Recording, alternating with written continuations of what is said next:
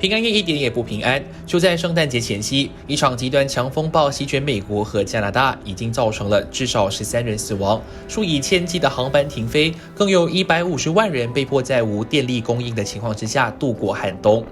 据了解，从北美沿岸各州至南部的美墨西边境和佛罗里达州，超过了2亿人接到天气警报。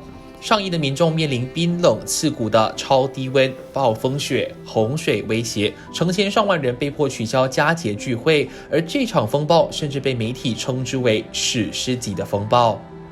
在美国宾夕法尼亚州和科罗拉多州，道路已经被堆积如山的积雪覆盖，高速公路上的交通工具只能在白茫茫的天气中行驶。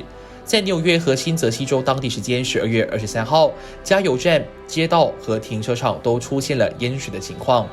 超强北极寒流侵袭，在圣诞节前夕还导致许多民众返乡计划被打乱。星期3至星期5有将近6000个航班被迫取消，不仅要面对计划赶不上变化的难题，更要度过一个极其寒冷的圣诞节。在新泽西州的纽瓦克自由国际机场，有许多旅客在登机前才被告知航班被延误或被取消。一名赶路回家的游子也感叹自己已经15年没有回家，原本想给家人一个惊喜的计划却泡汤了。I'm going to see my parents. Haven't seen them in like 15 years. Yeah, so they live in Switzerland, and they don't know I'm coming.